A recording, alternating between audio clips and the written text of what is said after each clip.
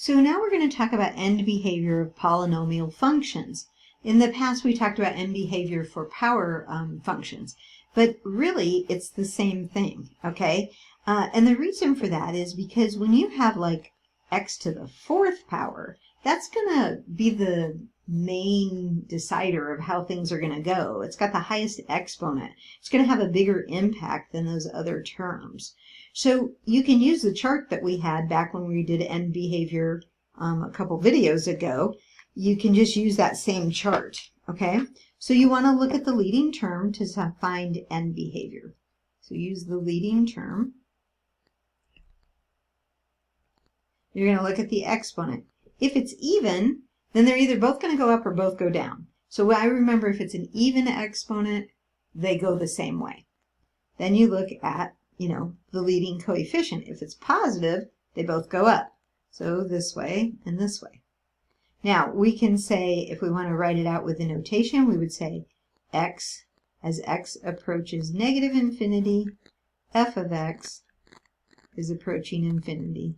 And as x approaches infinity, f of x is approaching infinity. That would be that case. Now, they have a picture in the book.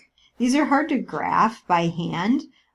We have graphing tools, graphing calculator, and apps and stuff that'll make nice graphs, but we really are interested in the concepts of what are going on behind these polynomial functions. We're going to graph some by hand, and we're just going to do the best we can. But the graph looks, I don't know, something like that. You can look at the book. It's skinnier than that, but notice it's got kind of some weird stuff going on in here.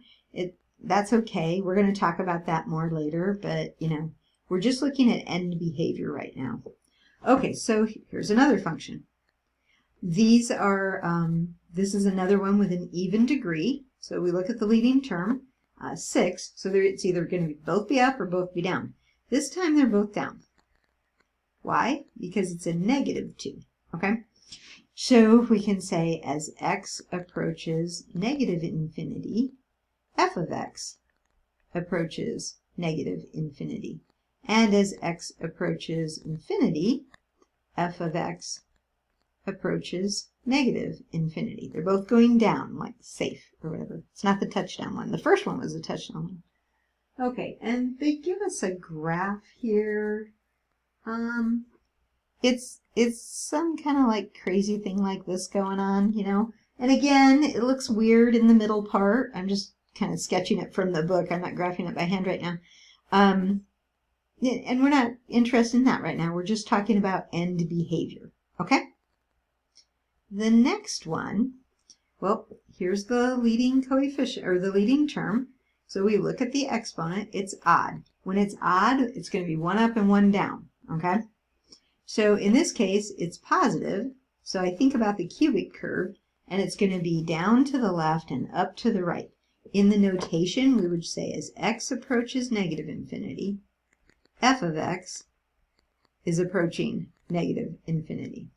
As x approaches infinity, f of x is approaching infinity. And they have a picture of this one. It's kind of tall and skinny, and not like that, but kind of like that. It's a little flatter.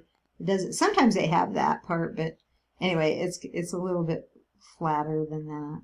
Anyway, I'm not going to spend too much time on that. If you're getting worried about graphing these, don't worry about it too much. Like I said, we just do the best we can, and we're going to try to keep it fairly small so you don't have to do these giant numbers. I'm not going to go over how to use the graphing calculator. You can do that if you want to when you want to look at stuff, but really interested in understanding the concepts of end behavior and how to do it by hand, okay? Sometimes we have to do a quick sketch of things. All right, our last one here, leading term. I should check and make sure they're all in order. I think they were all in order. I didn't check that. I kind of assumed they were, but should double check that, make sure they're in the right order, but it is. Okay, so it's odd, so one up, one down, and the coefficient's negative, so that's going to go this way, up to the left and down to the right. In the notation, we would say as x approaches negative infinity, f of x approaches infinity, And as x approaches infinity, f of x is approaching negative infinity. I like to do these little sketches. Those help me kind of figure out which way it's going where. Okay. And then they give a graph of this. It's like kind of like this type of thing going on, you know. But again, we're just interested in the end behavior here.